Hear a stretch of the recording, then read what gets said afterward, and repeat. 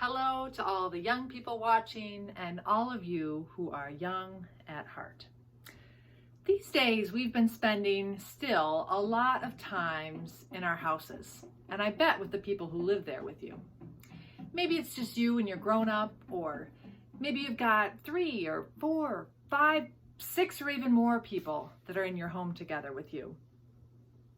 Now, I hope that you've had, with all this time together in your home, I hope you've had a chance to do some things that you really love together.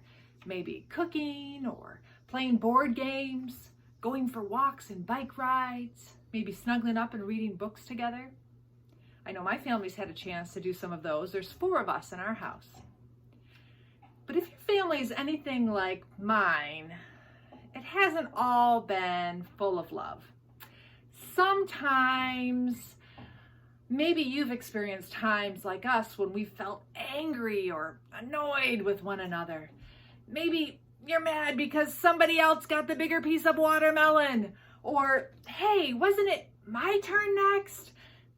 Could you please pick that up? Or, why are you stepping on my toes? It can be really tough to spend a lot of time together in a small space. And sometimes it can be really hard when our emotions get really big and we get angry and we say things that maybe we don't really mean and maybe aren't the kindest. But you know, you're not alone. I bet even some of the adults watching who maybe live alone in their homes, I bet even they sometimes have an argument or disagreement with somebody in a Zoom call, or maybe even texting or on a Facebook page together. Sometimes it can feel really hard to get along with one another.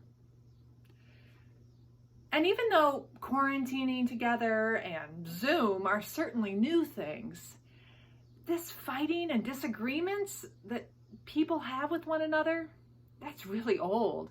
It's been around at least as long as the Bible, when the Bible was written, and probably, I imagine, since there were first humans.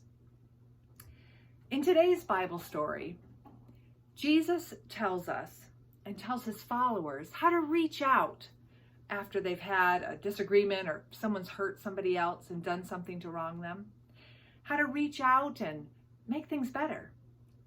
Maybe in your house or on Zoom, maybe even a Zoom call with friends. If you have a disagreement, maybe you first try to work it out with your sibling or your friend. And if that doesn't work, maybe you go and call in a grown-up, a teacher or a parent or a loved one who can help you sort things out, because sometimes problems are hard to solve on our own.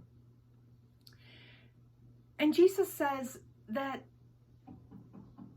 even when 2 or 3 of us are gathered, whether it's 2 or 3 of you in your homes, or maybe some of you are watching Facebook Zoom worship together with us, or you're in a church meeting for some of the grown-ups and you see other faces there. Jesus says when we're gathered in these small groups, Jesus is there.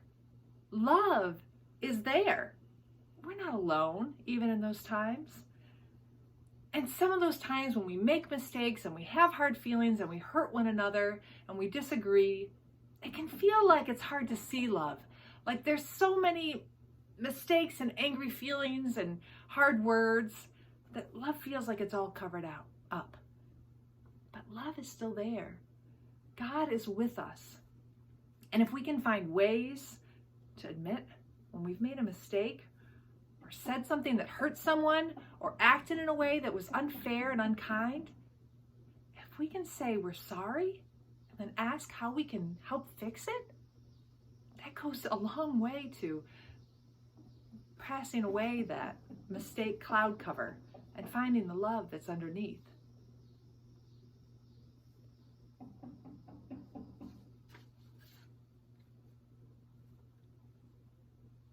We're always given a chance to try again. God never expects us to be perfect. We can know that love is there. We can know that God is there with us, whether we're alone in our apartment and connecting online, or we're finding ways to be together in a small space with our families. Love is there, even on those hard days.